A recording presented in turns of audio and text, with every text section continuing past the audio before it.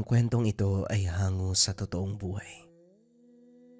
Mula ito sa isa nating kabayan na itago na lamang natin sa pangalang Susan. Walang eksaktong taon. Legazpi. Kilala si Lolo Danilo bilang malupit sa pagdidisiplina. Bawat mali ng mga apo ay katumbas ng paglatay ng latigo o hindi kaya naman anumang bagay na mahawakan. Palagi din siyang pasigaw kung magsalita. Hindi matandaan kung kailan ito nagbaba ng boses. Ang ugaling ito ang dahilan kung bakit iniwanan ng asawa. Ang mga anak ay nag-alisan matapos makapag-asawa.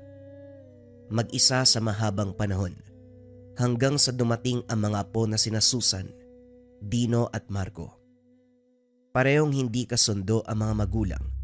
Pinalayas dahil sa ugaling minana kay Lolo Danilo. Pagdating sa tahanan ng matanda, hindi magkaisa. Sigawan, sagutan, pisikalan. Ilan lamang sa araw-araw na kaganapan sa buhay ng maglolo. Gayunpaman, nanatili sa poder nito kahit hindi lilipas ang araw na walang napagbuhatan ng kamay. Bukod sa wala nang mapupuntahan, may parte sa kanila na gustong nasa tabi ng matanda. Sa kabila ng ugali ni Lolo Danilo, hindi may tatanggi ang pagmamahal sa mga apo. Hindi man aminin sa salita, halata naman sa kilos. Ilang beses nasangkot sa rambulan ang magpipinsan, pero sa tuwing magkakagipitan, maaasahan ito at handang ipaglaban ang mga apo. Kahit na sila pa ang may kasalanan. Ilang ulit nang nagkaharap sa barangay dahil sa kaguluhan. Gayunpaman, sinisigurado ng matanda na mapapawalang sala ang mga apo. Ito ang bagay na bumilib sina Susan, Dino at Marco. At ito rin ang rason kung bakit kampante sila sa oras ng away. Hoy, masyado kayo maangas. Anong ginagawa niya? Hindi kayo taga rito, kaya pwede ba umalis na kayo? Umaas na pang siga ang patpatin. Sandali, maganda ang kasama niyo. Papatulang ko sana kaso parang hindi naman babae. Wika ni Frankie, isa sa madalas na kaaway ng magpipinsan. Nagpahinga sila sandali sa tabi ng ilog. May mangga na hitik ang bunga. Namitas ng tig-iisa.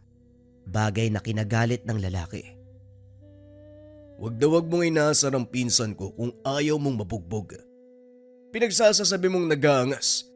Namimitas lang kami ng mangga. Inaano ka ba namin? Naalerto ang magpipinsan nang lumapit ang grupo. Hindi naman maramihan. Nasa bilang ay 5. Kilala nila ang ugali ni Frankie kaya naging maingat. May lahing mambabarang ang lola nito. Hindi niyo pa rin ba nauunawaan ang gusto kong sabihin? Umalis kayo rito dahil sa kabilang sityo ang tahanan niyo. Baluarte ko to. Anumang nasa paligid ay pagmamay-ari ko. Ikaw yung nagmamayabang dyan eh. Kung makaangkin, akala mo ikaw yung may-ari ng buong mundo. Wika ni Susan. Umalis na lang tayo. Huwag nang patulan yan. Mambabarang yung lola niyan eh. Wika ni Dino na narinig ni Frankie. Aba, dapat lang matakot kayo sa akin kung ayaw niyong may tuberang insekto dyan sa katawan niyo. Isang sabi ko lang kay lola, may gagapang dyan sa tiyan niyo. Hindi na pumatol.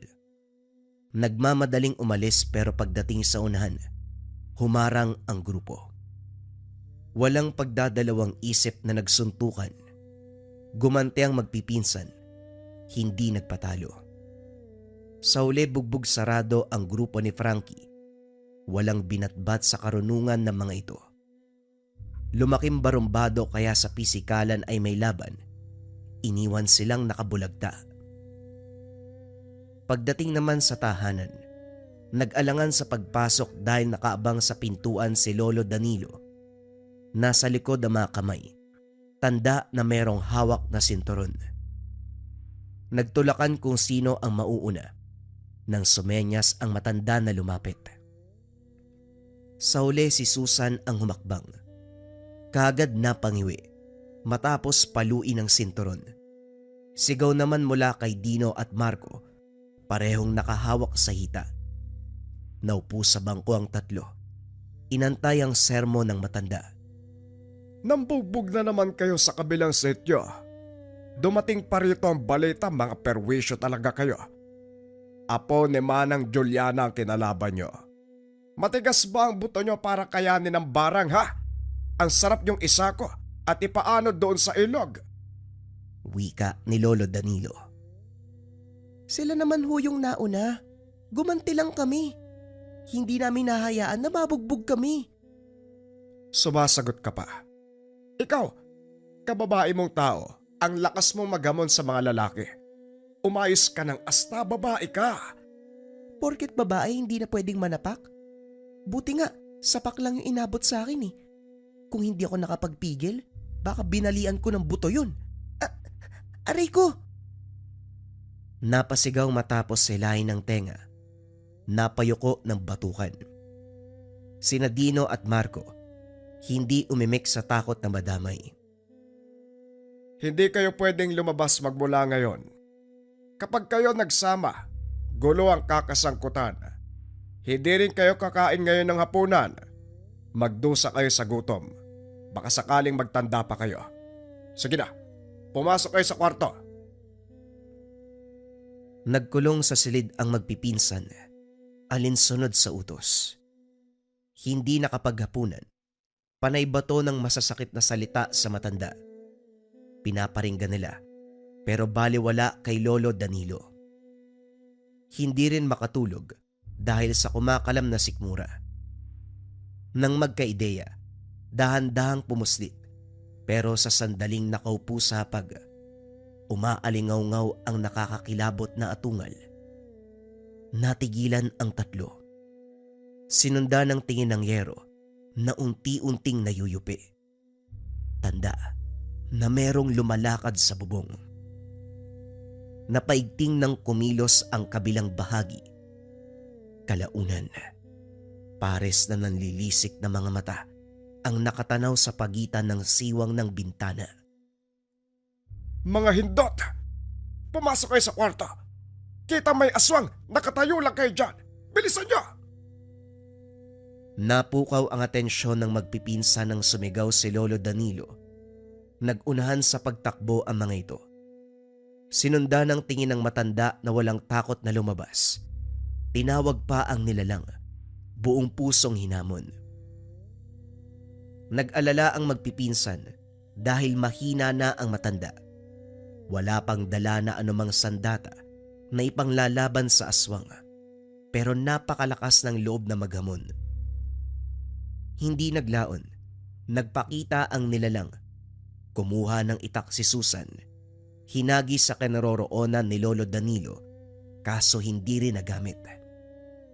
Gulat silang magbago ang galaw ng matanda.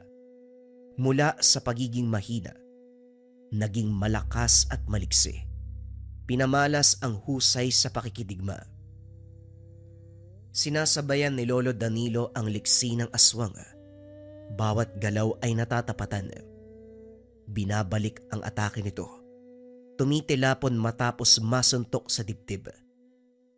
Namangha ang magpipinsan dahil sa bawat tama ng kamao ay parang humahagupit na kulog.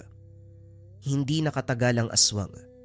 Bumulwak ang laman ng paulanan ng suntok sa tiyan. Hindi lang yun. Binalian pa ng leeg. Tulalang inabot ni Susan ang sako sa tabi ng hingiin ni Lolo Danilo. Pasimpleng sinilid ang katawan ng nilalang. Kinaladkad patungo sa kung saan. Nagkatinginan ang magpipinsan. Hindi malaman kung ano ang magiging reaksyon. Bago makabalik ang matanda, pinag-usapan nila ang nasaksihan. Nakikita niyo naman ang nakikita ko, hindi ba? Totoo bang kilala natin si Lolo Danilo? Parang may iba pa siyang pagkatao. Grabe yung galaw ni Lolo ah. Parang hindi siya yan oh. Napaisip si Susan sa kaganapan. hindi naglaon. Naalala ang minsang napag-usapan ng mga tsuwi ng tungkol sa matanda. Kung tama ang pagkakaalala ko, may mutsayan si Lolo eh. Siguro yan yung dahilan kung bakit ganyan siya. Mahina na siya o dala ng katandaan. Pero kanina, parang halimaw yung lakas niya eh. Ang bilis pa ng kilos. Naudlot ang usapan nang dumating si Lolo Danilo. Kalmado ang galaw na parang walang nangyari. Dumiretso sa silid at natulog. Kinabukasan nagising sila sa ingay. Maagang nagpukpok ng yero ang matanda. Nang makita sila, kagad sinigawan para tumulong. Umakyat sa bubong sina Dino at Marco. Si Susan naman ang nautusan sa paghahanda ng agahan. Pagkatapos, tinipon ang magpipinsan para sa mahalagang usapin. Tahimik na nakikinig ang tatlo sa bawat salita ni Lolo Danilo. Diretsahan ang pagsabi ng matanda. May nakaabang na banta sa buhay nila.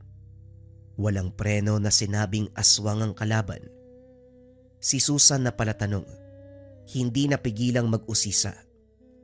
Lolo, sagutin mo naman kami. Sino ka po ba talaga? Parang nag-iiba yung katauhan mo kapag meron kang karap na aswang. Totoo po ba yung narinig ko kina Tia? May mutya ka? Ano naman kung meron? May problema ba tayo? Ikaw, Susan, bawas-bawasan ang pagtatanong, nakakairita ka.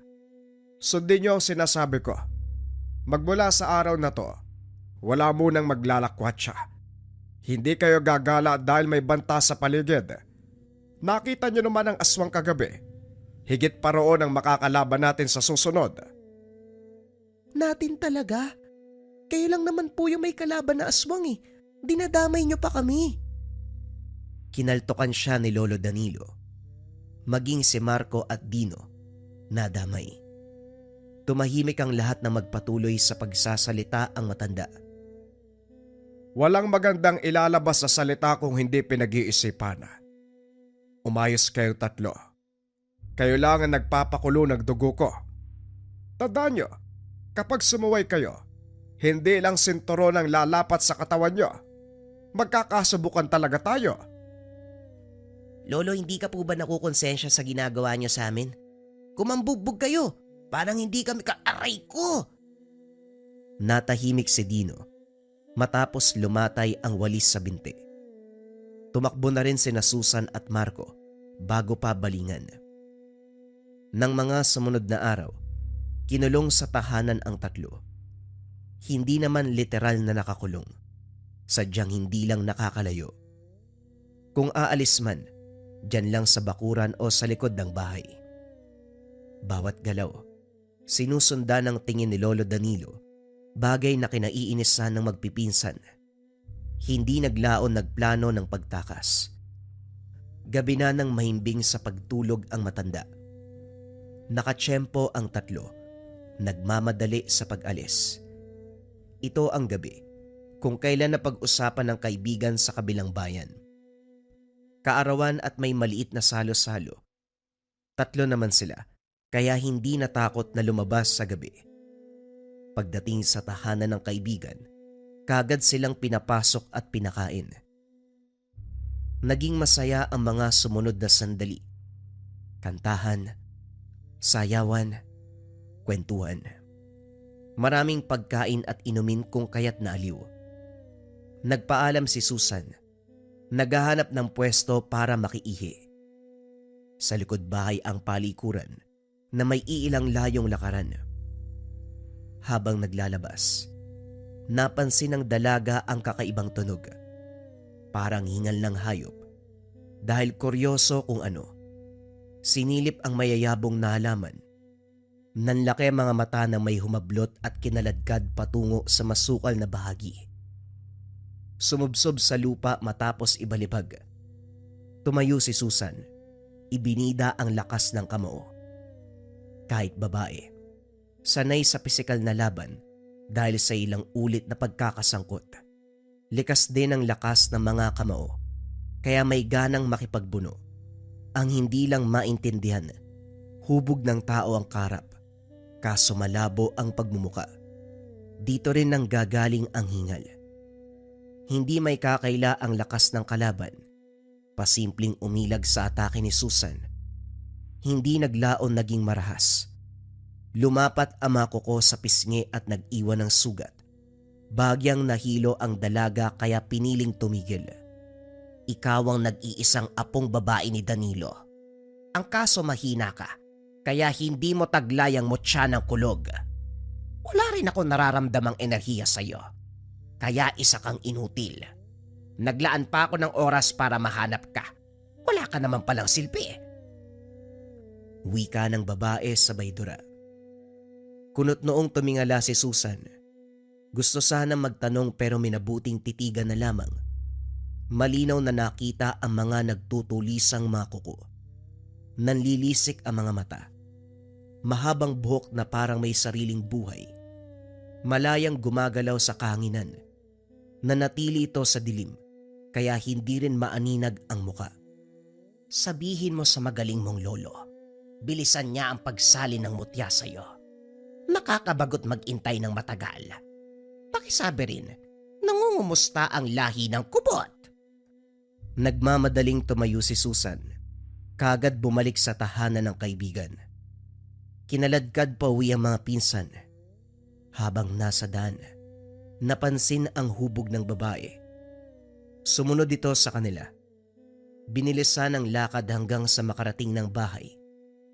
Muli, hagupit ng sinturon ni Lolo Danilo ang sumalubong. Nahinto ang paglatay ng sinturon nang ipaliwanag ni Susan ang tungkol sa naganap.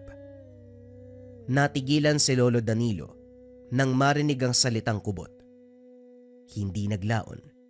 Hinila sa kabilang kwarto ang dalaga upang makausap ng personal. Sino nagpakita sa'yo? Sinaktan ka ba niya? Anong ginawa ng hayop na yon?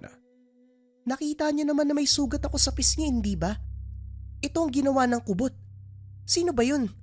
Yung mga kalaban mo. Kaming mga apo ang naiipit eh. Mabuti na lang kinaawaan ako ng Diyos. Kaya nakaligtas ako. At saka meron siyang sinabi na hindi ko maintindihan eh. Anong mutya ng kulog? Nagsayang lang daw siya ng oras para hanapin ako. Ano bang ibig sabihin nun? Ang apo ni Marlota, si Fidela. Kahit kailan hindi matahimik ang angkan na yun Inubos ko na nga ang nakakatanda. Sumunod naman ang yapak ng mga apo. Kahit kailan nakakabuisit ang pamilyang yon, hindi na lang tumahimik. Tungkol saan ba kasi ang nangyayari, Lolo? Nung isang gabi may aswang na sumugod dito. Ngayon naman may bumiktima sa akin. Normal pa ba yan? Kung ano-anong kalokohan yung pinapasok mo eh. Kaya siguro iniwanan ka ng mga anak mo eh. Sa unang pagkakataon, tumahimik si Lolo Danilo. Nasanay si Susan na palagi itong may sinasagot pero sa puntong ito. Nag-iwas ng tingin sabay buntong hininga. Mararamdaman dito ang matinding galit. Sa mismong gabi, nag-abot ng patalim si Lolo Danilo. Nanlaki ang mga mata ni Susan nang sugurin siya nito. Sinigawan pang lumaban, gamitin ang patalim. Dahil sa tono nito, napilitang damputi ng itak. Nagdadalawang isip dahil lolo ang karap at may sandatang hawak. Kaso nang totohanin ng matanda ang atake, napilitan ding lumaban. Hindi maunawaan ni Susan ang nangyari dahil hindi naman siya ganong kabilis pero ngayon, nauunahan si Lolo Danilo. Para ding nababasa ang galaw ng matanda. Bago makakilos, nauhulaan ang sunod na galaw. Hanggang sa nagawang itumba ang matanda. Sa halip na masaktan sa lakas ng pagbagsak, tumawa pa ito. Pasimpleng tumayo at sa kauna-unahang pagkakataon, mababa ang tono ng boses. Malumanay ang pagsasalita at higit sa lahat, puro papuri ang salita. Kumana ang pagre-ritual ko. Lahat ng pagod ko nagbunga na sa ngayon. Ikaw ang susunod sa yapak ko, Susan. Tama ang pakiwari ko nung isinilang ka. Walang duda, kung bakit kumikislap ang mutya sa gabing iyon. Ang tanga na mismo ang pumili ng sunod na tagapangalaga. At ngayon, ikaw na ang magtatanga nito simula ngayon. Napayuko si Susan nang ituro ni Lolo Danilo ang bulsa niya. Kinapa, nahugot ang isang bato na parabang pinalilibutan ng bultahe. Napansin ng dalaga ang lakas ng enerhiya at gaan ng pakiramdam. Ano po to? Paano napunta sa bulsa ko yung bato? Yan ang mutya ng kulog. Patagal na yung nagpahinga pero muling nagising ng mahawakan mo. Isa lang ang ibig sabihin niyan, Susan. Ikaw ang susunod na magmamana. Babae ka man pero ikaw ang pinili ng gamit. Tanggapin mo ng buong puso. Hayaan mong manahan sa iyong pagkatao ang mutya. Masisigurado na hindi ka nito pababayaan. Hindi nakaimik si Susan. Palipat-lipat ang tingin sa mutya at kay Lolo Danilo. Naunawaan ng dalaga ang lahat ng ipaliwanag ng matanda, paisa-isa hanggang sa wala nang natanong. Hinayaan din siyang magdesisyon kung sakaling aayawan ang tungkulin. Tatanggapin ni Lolo Danilo ang magiging pasya. Binigyan siya nito ng ilang araw. Akalain mo yun? Si Susan ang nag-iisang babae sa atin, pero binigyan siya ng mabigat na responsibilidad. Kakayanin niya kaya? Aswang ang makakalaban niya. Ano sa tingin mo, Marco? Kagaya ng sinabi ni Lolo, hindi siya pipiliin ng mutya kung alam nito na hindi kakayanin. Kilala mo si Susan. Siya ang tipo ng tao na kakayanin ng kalaban kahit mahirap. Kita mo naman, kababaeng tao pero kayang itumbang malalaking kaaway. Siya lang ang pinsan nating babae, kaya bilang mga lalaki, tungkulin natin siyang protektahan. Kung sakaling mapapalaban siya, lalaban din tayo. Yan lang ba?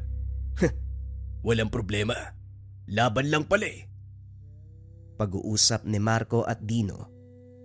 Habang nakamasid sa pinsan, tinuturuan ng dasal at pamamaraan sa pakikipaglaban. Sineryoso ni Susan ang pag-aaral sa turo ni Lolo Danilo. Matapos maunawaan ng lahat, tinanggap kagad ang responsibilidad. Kusang nagpa siya ang isip at katawan para dito. Sakto na lumipas ang ilang buwan. Bumalik si Pedela para magamon. Kasalukuyang naglalakad sa kadiliman ng gabi ang magpinsan. Inutusan sa bayan at dahil madalang ang sasakyan, kinakailangan ang paglalakad. Pagdating sa unahan, humarang ang makapal na buhok. Hindi nagtagal, naglabas-masok sa tenga't ilong. Kumilos si Susan nang masipat ang aswang na nakatago. Nilapitan at pinutol ang buhok gamit ang punyal na bigay ni Lolo Danilo. Nararamdaman ko sa iyo ang mutya. Naipamana na ni Danilo ang gamit sa iyo. Mainam para may silbi ang paghihintay ko. Inabangan pa kita sa daanang to. Sa puntong ito, inilantad ng aswang ang tunay na wangis. Isang babae. Maitim ang mga mata. Abot sa magkabilang tenga ang tabas ng bibig. Malalagare ang matutulis ng ngipin. Mahaba ang makuko. Gayon din ang makapal na buhok na ginagamit upang umatake sa biktima. Sumisip-sip ng dugo. Hindi tinitigilan hanggang maging butot balat ang biktima. Inihanda ni Susan ang sarili. Inusal sa isipan ang orasyon na tinuro ni Lolo Danilo. Hindi naglaon.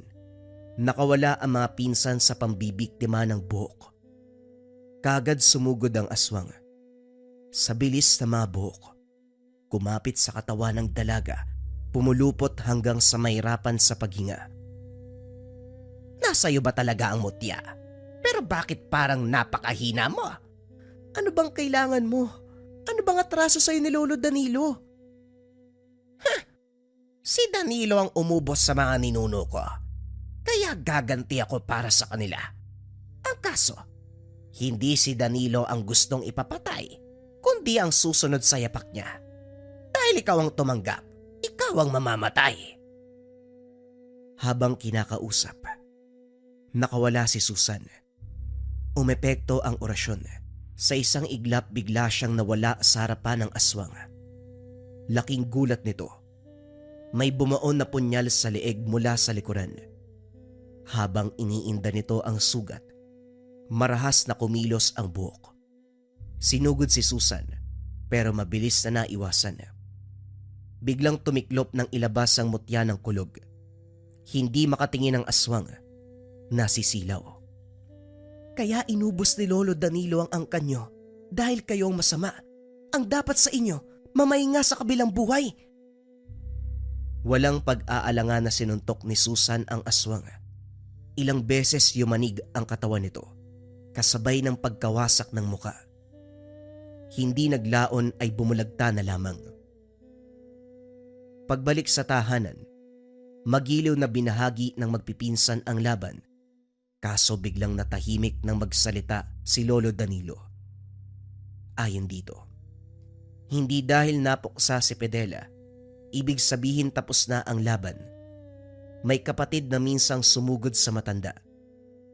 Alerto naman ang dalaga para kung sakaling magpakita ang kapatid, kaagad na malalabanan.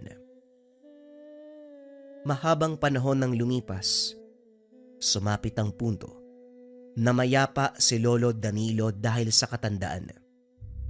Bigla na lang itong hindi nagising isang araw. Pero kahit wala na ito, nananatili pa rin sa tahanan ang magpipinsan.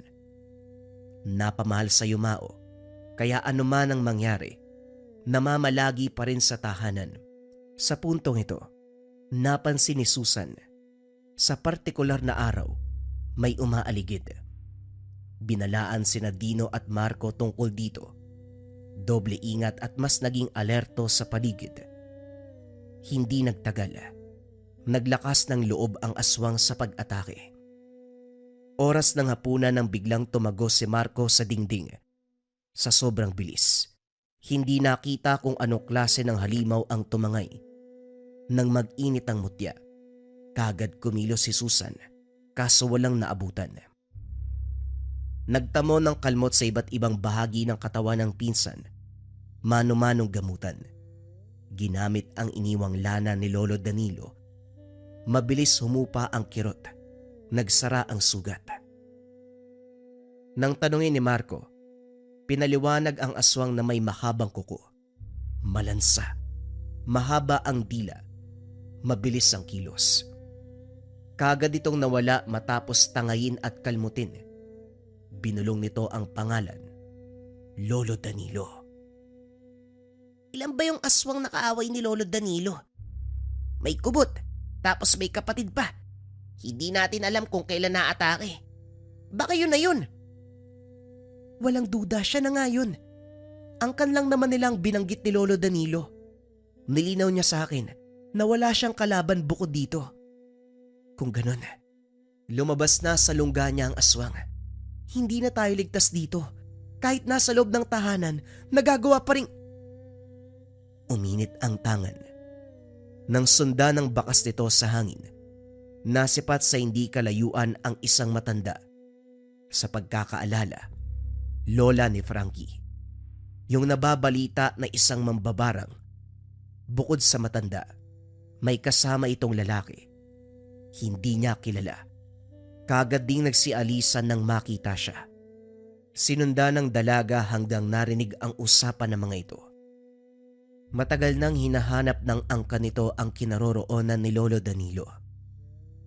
Magkasundo. Palibasa parehong demonyo eh.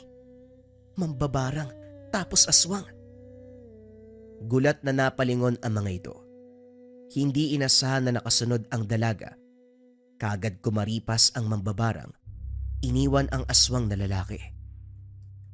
Tama nga pala ang sinabi ni Pedela. Isang babae ang sumunod sa yapak ni Tandang Danilo. Wala pa naman sa bukabularyo kung pumatol sa babae. Kaya ayusin natin ang hidwaan sa pamamagitan ng magandang usapan.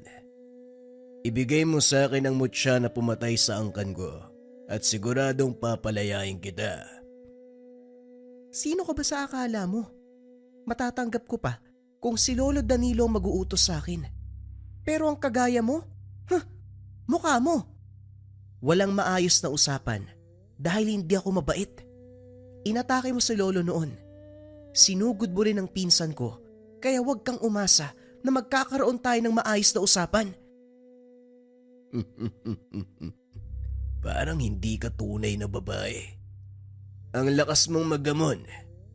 Hindi ka ba natatakot na madulas ang swerte at bagsakan ka ng kamalasan? Walang makakapagsabi. Baka ikamatay mo kung ipipilit na makipaglaban sa akin. May oras pa para magpasya. Ibigay mo sa akin ang mutya. Ipapangako ko na matatapos na rin sa araw na ito ang kaguluhan sa pagitan sa atin. Inilabas ni Susan ang mutya. Nakita niya kung paano kumislap ang mga mata ng kalaban. Inilahad ang palad sa pag-aakalang ibibigay ito. Sinugod ang dalaga. Nagpakawala ng ilang ulit na suntok. Hindi nakapalag sa bilis ng kilos. Napailing matapos matanggalan ng ngipin. Nasagad ang galit. Nagpalit ng anyo sabay atake. Sumugod ng kalmot. Kumagat pa kapag nagkataon. Pero lahat ng ito ay pasimpleng naiwasan ni Susan. Kinulang sa lakas ng aswang dahil ilang minuto na ang lumipas, hindi man lang pinagpawisan. Hindi rin kailangan kumilos ng kumilos dahil isang tabi lang ay nakakailag na. Nang makatsyempo, nahawakan sa leeg dahilan para mapahinto sandali. Mabuti pa yung kapatid mong babae. Nagustuhan ko ang pakikipaglaban sa kanya. Hindi hamak na mas malakas kumpara sa'yo. Bagong yanggaw ka ba? Masyado kang pulpul.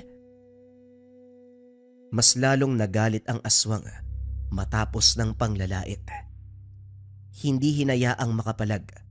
Binalian ng braso at binti. Sinaksak ang tiyan gamit ang sarili nitong kuko.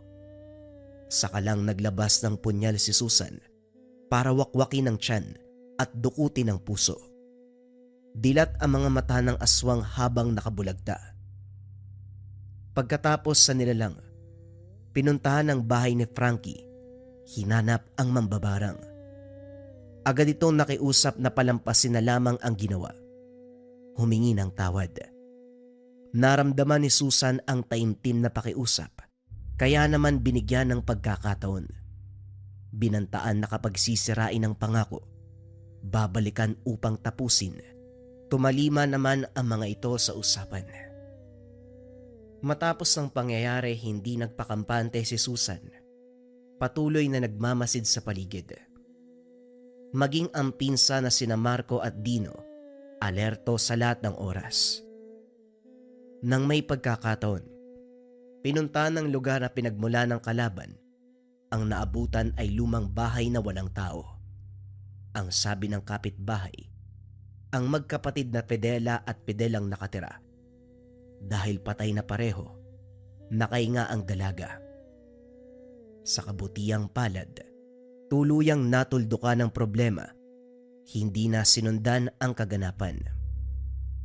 Sa pagdaan ng panahon, patuloy na ginampanan ni Susan ang tungkulin bilang manunugis.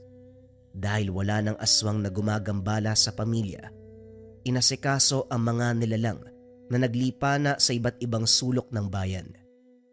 At dahil hindi sa lahat ng oras mahuhulaan ang mangyayari, may pagkakataon na bigong isalba ang buhay ng biktima. Gayunpaman, marami siyang natulungan. Hindi na siya nakapag-asawa dahil sa tungkulin, kaya maraming nabuong usapan kung saan napunta ang mutya nang siya ay mamaalam. May mga nagsasabing merong pinagmanahan, binaon sa lupa, o muling binalik sa kalangitan. Ngunit lahat ng ito ay walang patunay. Iisa lamang ang alam nila. Sa kasaysayan, may isang babaeng humawak ng malakas na tangan na kung tawagin, Mutya ng Kulog. Bagong kwento pa rin ang kasunod mga kabayan. Ito ay pumapatungkol sa isang uri ng tangan na kung tawagin ay Sator Coronados. Ang kwentong ito ay hango sa totoong buhay. Mula ito sa isa nating kabayan na itago na lamang natin sa pangalang Candido. Taong 1960, Tacloban. Mula sa pamilya ng sundalo ang propesyon ni Candido. Mula sa ama at 4 na nakakatandang kapatid.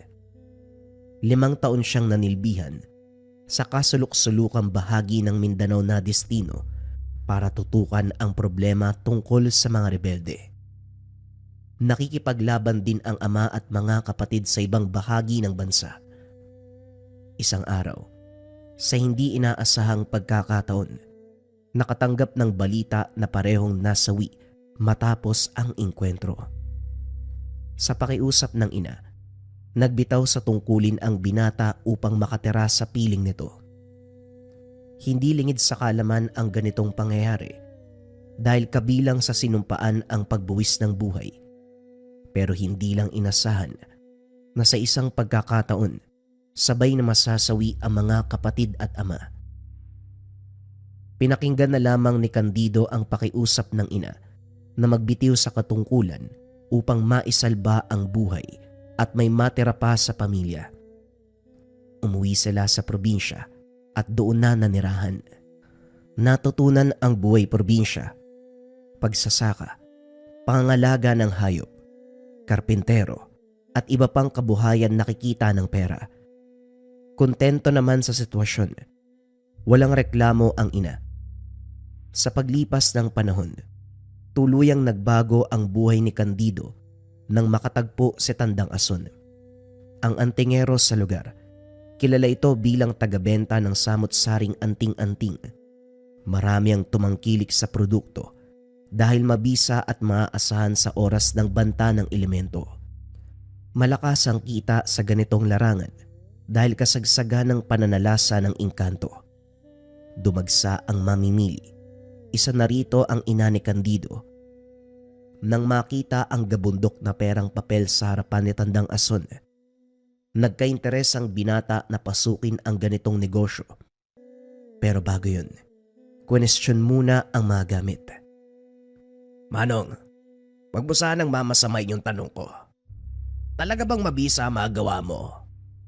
Baka kasi naglapat ka lang ng mahika para magbilog ang ulo ng mga tao. Para balik-balikan ang mga gamit. Wika ni Candido. Sino ka ba?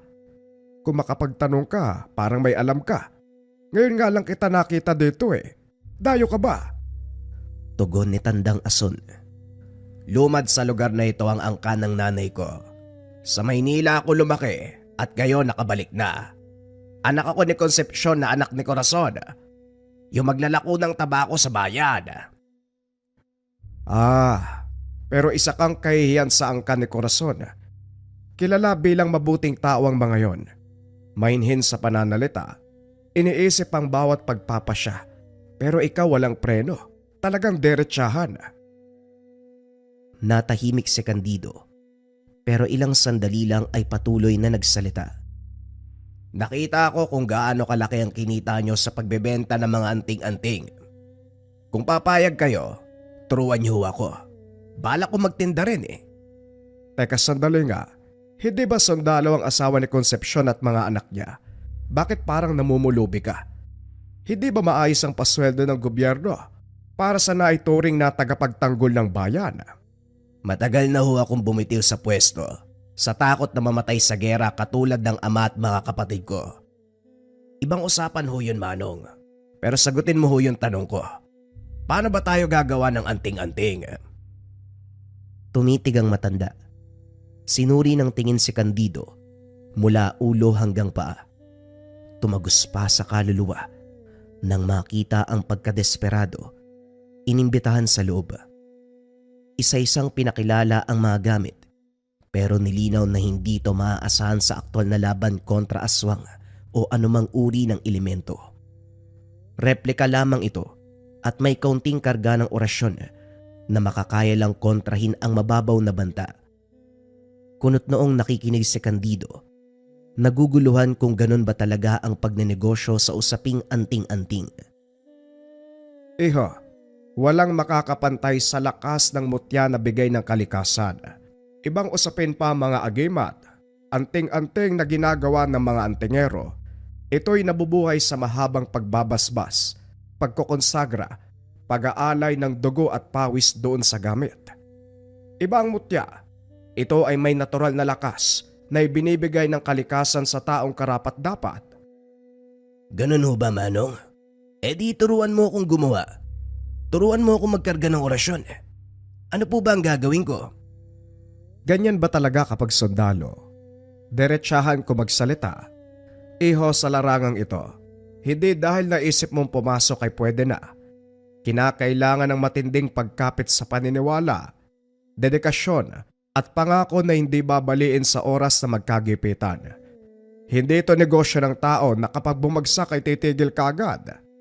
Dito, kahit maging baldado ka sa pakikipaglaban sa mga elemento, hindi ka bibitaw sa sinumpaang tungkulin. Napabuntong hininga si Candido.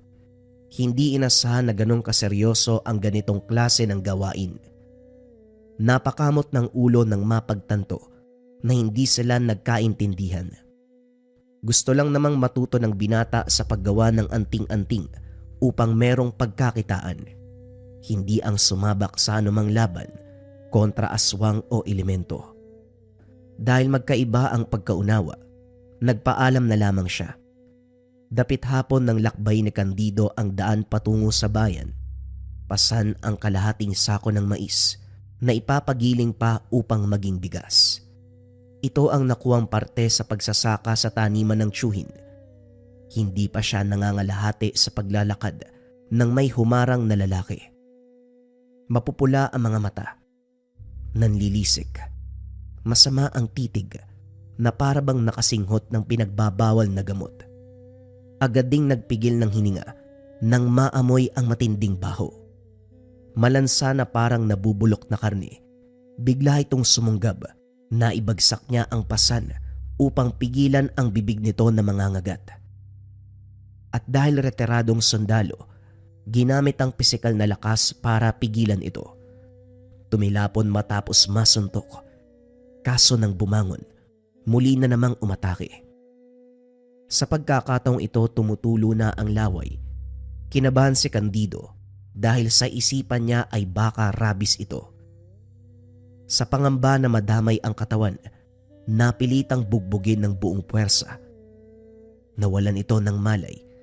Tinali sa puno gamit ang nahablot na baging sa kakawyan. Pagdating sa unahan, sinabihan ng mga tambay sa tindahan, sila na ang umusisa. Samantalang dumiretso naman siya sa bayan, nagmamadali dahil malapit nang lumubog ang araw. Pagbalik na abutan ang mga tambay sa tindahan. Nagtanong siya. Sinabi ng mga ito na biktima ng yanggaw ang lalaki. Hindi siya pamilyar sa salita kaya nag-usisa. Pinaliwanag ng mga ito na bagong yanggaw lang ang lalaki. Sinabihan pa siya na mabuti raw hindi nakagat. Kapag nagkataon, posibleng maging siya ay mahawaan. Natakot si Candido. Bago tumuloy, inabutan siya ng tindero ng itak, sulo at isang garapa ng langis. Binalaan na kapag kumulo, ang ibig sabihin ay may aswang sa paligid. Tinandaang mabuti na Candido ang bili ng tendero. Nang lumakad na, hindi maiwasang matakot na baka nakaabang sa tabi ang yanggaw. Kahit sinabi ng mga ito na dinala sa pagamutan ang lalaki, kinakabahan pa rin lalo pa madilim ang daanan. Bawat akbang ay siyang pagkabog ng dibdib. Panaylingon sa tuwing may kakaluskos. Hindi naglaon. Isang figura ng halimaw ang lumitaw. Tao pa rin ang hubog nito, pero nagtataglay ng kakilakilabot na wangis. Nanlilisik ang mga mata. Mahaba ang mga kuko at ngipin. Mahaba ang dila na parang may sariling buhay. Mabilis pang lumilipat sa iba't ibang direksyon. Hirap ang binata na habulin ng tingin hanggang sa bumungad sa harapan. Nabitawan ng sulo. Naiharang naman ng itak nang subukan siyang kagatin ng aswang. Nagpumiglas ang binata kaso lang masyadong malakas ang nilalang. Nagkasugat sa magkabilang braso sa mga kuko nito. At higit sa lahat, kinakapusan ang hininga sa tindi ng amoy. Nang makabuelo, binuhos ang lakas para maitulak. Paulit-ulit na hinawi ang itak. Panay ang ilag ng halimaw. Nahirapan sa paglapit dahil nag-iingat na hindi mahagip ng patalim. Nang maglaon, muling sumugod ang aswang. Kaso nga lang, nadaplisan ang mukha niya nang iwinasiwas ni Candido. Lalong nagalit ang nilalang. Mas naging mabangis ang itsura. Pero bago pa muling sumugod, naaninag ang grupo ng sulo na papalapit sa kinalalagyan. Sa muling pagtingin, naglaho na ang aswang. Bumungad ang mga tambay at tendero. Nangangamba ang mga ito para sa binata, kaya naisipang sundan para ihatid. Nang makita ang kalagayan, kanya-kanya sa paghugot ng itak. Palasa ng mata at pangdama. Nariyan lang sa sulok ang aswang. Huwag maging mangmang dahil baka maunahan pa. Wika namang Serbyo, ang tendero. Ilang aswang po bang nasa lugar na ito? May nakasalubong ako kanina. Nayanggaw. Tapos ngayon naman, ganap na aswang na. Mabilis ang hakbang ng mga ito habang nakamasid sa paligid. Hindi mo mabibilang, iho. Pero hindi din naman sa lahat ng oras. May partikular lang na panahon. Taggutom siguro, kaya naglalabasan sila. Dito sa lugar namin, parang nasanay na rin kami. Kaya kapag panahon ng mga aswang, iba yung pag-iingat kagad. Total, hindi ka pa naman ganong katagal dito. Ihahatid ka muna namin. Iwasan mo rin ang paglabas sa gabi. Dahil sa mga panahong ito ay meron talaga. Sa kabutiang palad, nakarating ng tindahan na hindi nasundan ang pag-atake. Laking pasasalamat ni Candido sa grupo ni Mang Serbio. Nagpaalam na rin ang mga ito bago lumalim ang gabi. Sa naganap, nakapag-isip-isip si Candido, ituloy ang balak na matutunan ang tungkol sa anting-anting. Sapat na dahilan ang kinasangkutan para aralin ang pamamaraan upang makalaban. Kinabukasan pagsikat ng araw, pinuntahan ang tahanan ni Tandang Ason. Naabutan nitong kinargahan ng orasyon ang mga gamit. Nandito na naman ang retiradong sundalo. Anong may paglilingkod ko sa'yo? Tanong ng matanda. Halata sa reaksyon ng muka na naiinis na. Manong, may nakainkwentro kong aswang kagabi. Hindi madali ang pinagdaanan, kaya gusto kong matutunan ng bagay na magliligtas sa akin sa oras ng panganib. Hayaan niyo po kung matuto sa inyo. Napatitig si Tandang Ason. Lumipas ang ilang segundo bago nagsalita. Hindi ba dati ka namang sundalo? Bakit hindi mo gamitin ang baril para patayin ng aswang? Malakas ka. Halata sa pangangatawan mo. Bakit hindi mo nalang bugbugin hanggang sa madurog? Si Candido naman ngayon ang natahimik. Hinulaan kung sadya ba ang pagkasabi ng matanda o sinusubukan lang siya. Manong, alam ko ang kakayahan ng aswang. May dati akong kasamahan na nagmula sa probinsya kung saan naglipa na ang mga halimaw na ito. Madalas niyang naikikwento. Ayon sa kanya, walang laban ng ordinaryong bala, patalim o ang lakas ng tao. Ang tanging makakalupig sa aswang ay ang katulad mong antingero, albularyo o kung sino man ang may karunungan. Mahusay. O sige, hahayaan kitang matuto sa akin. Pero ipangako mo, sa oras na matutunan mo ang lahat, wala nang bawian, walang atrasan, at lalong wala kang karapatan na umayaw sa oras na tawagin ka ng tungkulin. Maliwanag ba? Wika ni Tandang Ason. Tumango naman si Candido. Kagad sinimula ni Tandang Ason ang pagtuturo ng lihim na karunungan. Gumugol ng ilang buwan para makabisado ang tamang pagbigkas ng orasyon. pagpapagana ng gamit sa pamamaraan ng dasal, pagkilala sa iba't ibang anting-anting, pagkakarga at pagdedebosyon.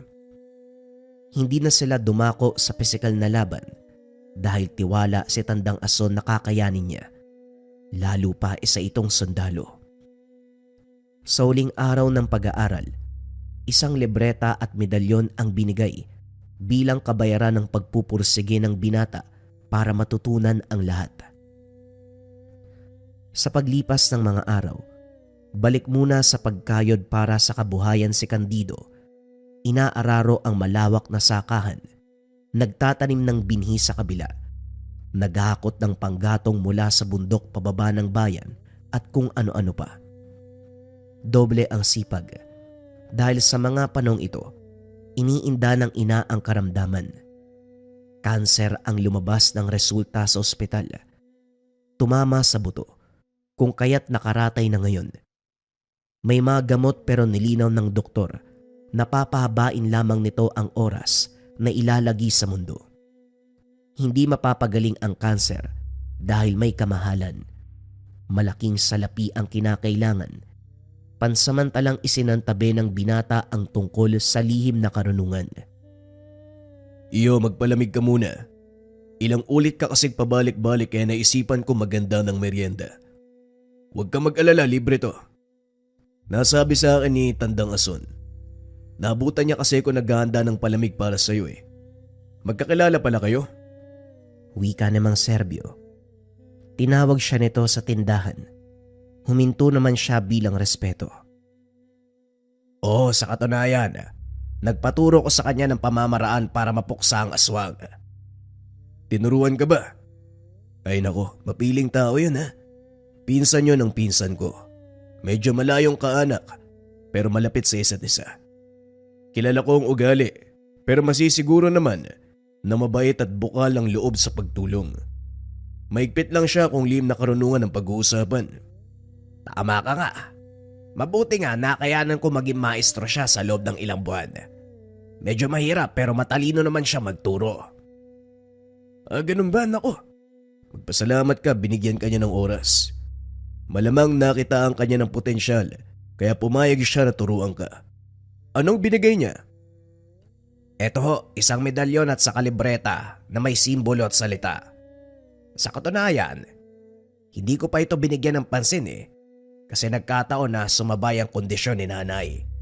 Kailangan munang kumita ng pera para sa gamot. Inabot ni Candido ang libreta at medalyon. Nang buklatin, nanlaki mga mata kasabay ng pagsulyap sa medalyon. Ito ang medalyon ng Sator Coronados. Mataas na uri ng medalyon. Dahil hindi lang to nagmula sa kanan, may basbas ng kalangitan. Magdebosyon ka para mapagana ang bisa ng medalyon. Iyo, matitiyak ang kaligtasan mo kapag nagkaisa ang pagkatao at gamit mo. Simulan mo ang pagdedebosyon ngayon para sa mga susunod na araw, mararamdaman mo ang taglay na lakas. Nakaramdam ng tuwa si Candido sa sinabi ng matanda. Nagmamadali sa pag-uwi. Sinimulan ang pagdedebosyon. Araw-araw hanggang sa sumapit ang oras na mapagana ang medalyon. Mabilis na nagkasundo ang enerhiya nito sa kanya.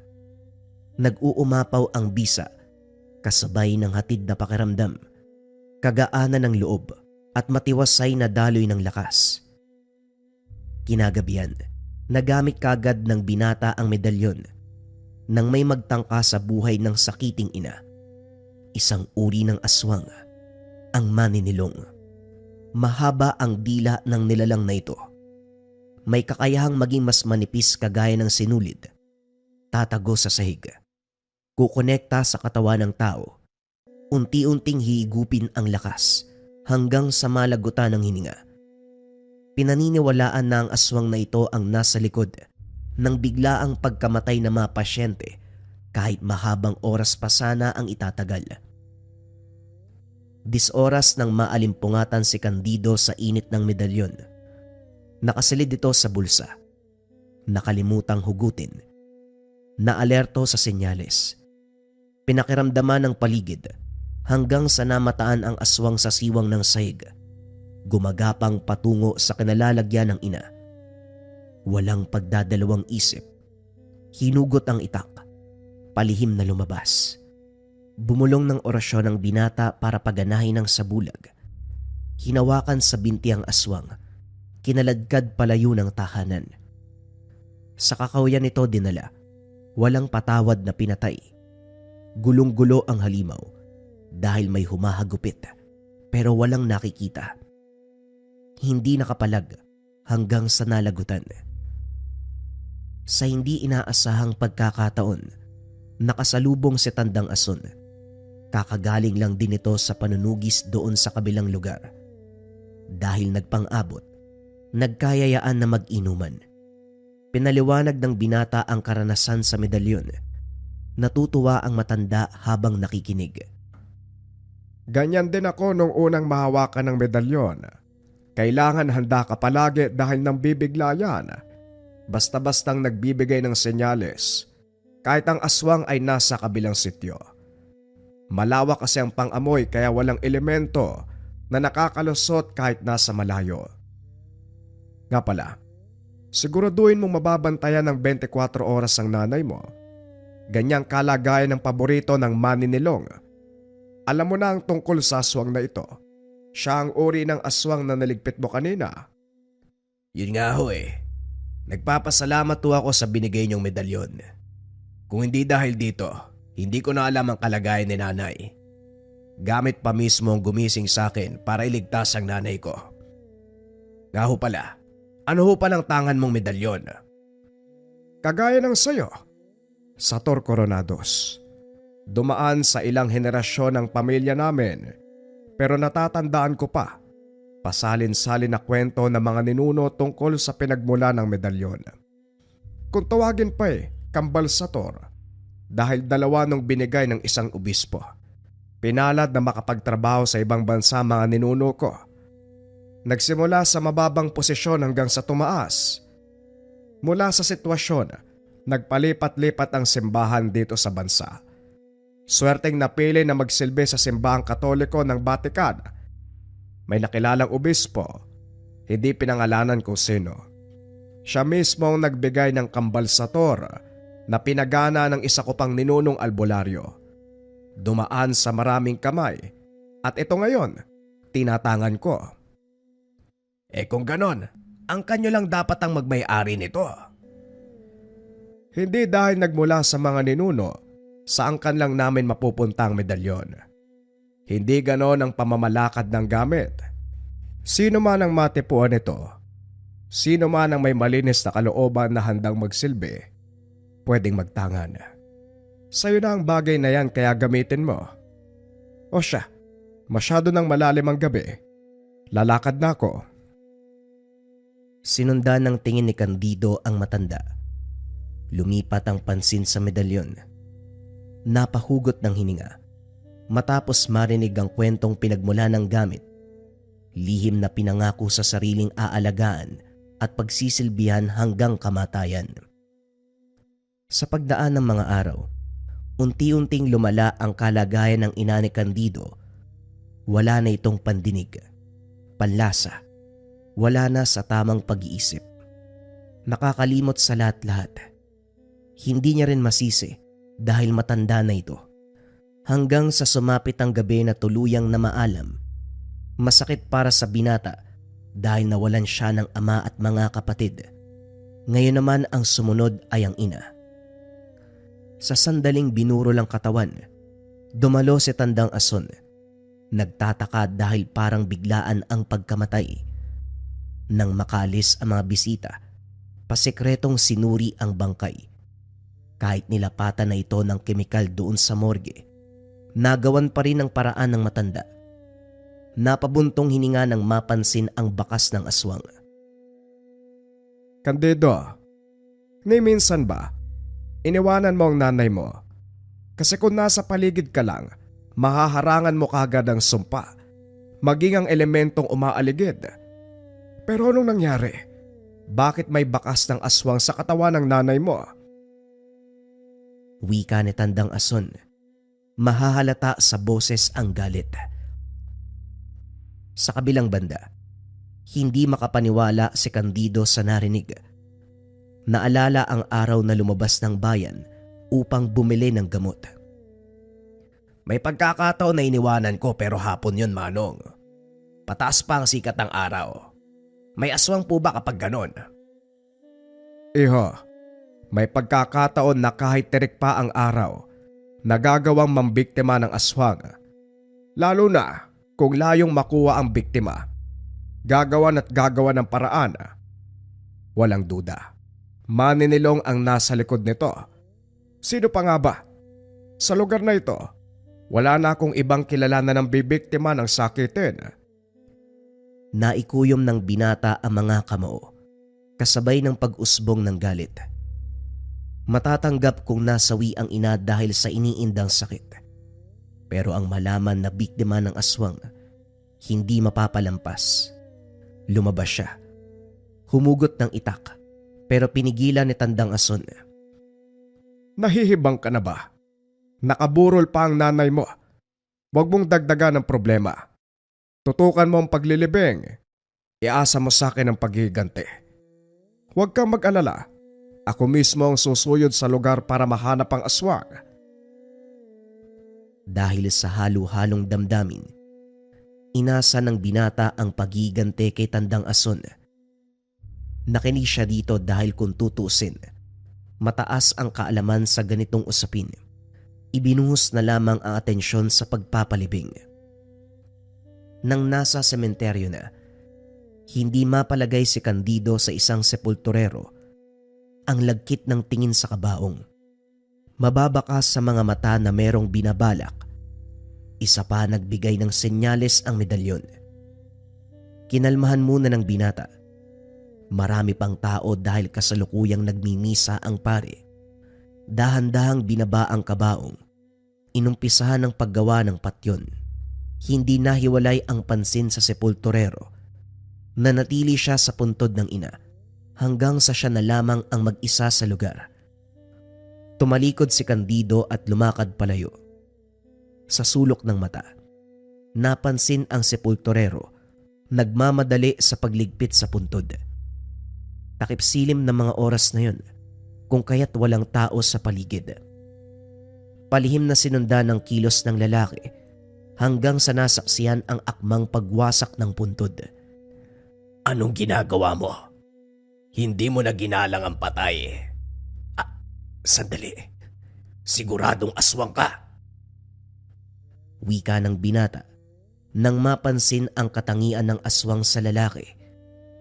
Ngumisi ito. Tinanggal ang sombrero. Pinakita ang tunay na anyo. Nabuhay ang galit ng binata sa kilos ng aswang. Nakailag siya sa sugod nito. Mahaba ang kuko, pero isa-isang pinutol ng binata. Nagkarga na ng mataas na sabulag si Candido upang mapabilis ang pagpatay sa aswang. Pagbalik ng tahanan, naabutan si Tandang Ason. Dala nito ang magandang balita. Natunton ang kinalalagyan ng maninilong. Hindi siya nag-usisa kung paanong nahanap, kagad na pinuntahan. Sa galit ng binata, sinugod ng taga ang lalaki. Hindi nagkaroon ng oras para magamit ang kakayahan bilang aswang. Itak, orasyon, at bisa ng sator. Tumagal lang ng ilang segundo, binawian na ng buhay. Kinaladkad ni Tandang Ason ang binata. Candido, sa ginawa mo pwede tayong mapahamak eh. Paano kung merong nakakitang kalahi? Pwede tayong balikan. Hindi ka nag-iisip. Alam kong labis ang galit mo dahil sa nangyari sa nanay mo. Pero sana naman, unahin ang pag-iingat. Dehado tayo kapag nagkataon. Pasensya na, Manong. Hindi ko lang hahayaan na makatakas ang aswang na dahilan ng maagang kamatayan ni nanay. Mahabang panahon pa sana ang pagsasamahan namin. Pero dahil sa aswang na yan, wala na. Pasensya na kayo, Manong. Mag-iisip ako sa susunod. O siya, hayaan mo na. Umuwi ka na at magpahinga. Lumipas ang panahon. Dahil mag-isa sa buhay, napagpasya ni Candido na bumalik sa serbisyo. Kinausap niya si Tandang Ason tungkol dito. Wala ring pagpigil sa pagpapasya niya, kaya nagbalik loob sa pagiging sundalo. Sinaoli ang medalyon at ang libreta, pero hindi tinanggap ng matanda. Aniya, magagamit ng binata sa bagong landas na tatahakin. Nilinaw rin na hindi lang sa labanan ng aswang at elemento gagana ang medalyon. Malaking tulong ito sa pakikipagtuo sa digmaan. Nung una hindi naunawaan ni Candido, pero nang dumukot ng baril ang matanda, pinaputukan siya. Hindi tinablan. Dito naintindihan ang ibig sabihin. Pagbalik ng kampo, kinausap ang nasa katungkulan. Natuwa dahil isa si Candido sa maaasahan. Sakto rin, nangangailangan ng dagdag sundalo para sa pakikipaglaban. Muling pinadala si Candido sa kabilang panig ng bansa upang sugpuin ang pananalasa ng rebelde. Para siyang tangke de gera, siya pa ang nauuna sa digmaan at ang mga kasama niya ay nasa likuran, protektado ng lakas ni Candido.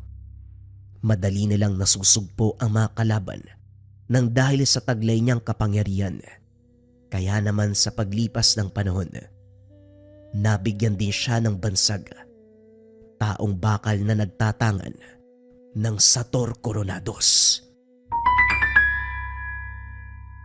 Para sa mga interesado sa pabasa, readings ng iyong pangalan at kapalaran at gustong magkaroon ng gamit na personal at pagbabasbas sa iyong pangalan, panoorin ang video. So sa mga kabayan, September 1 na, available na ang pabasa, pamana at basbas. Pakita ko muna sa inyo kung para saan. Pabasa.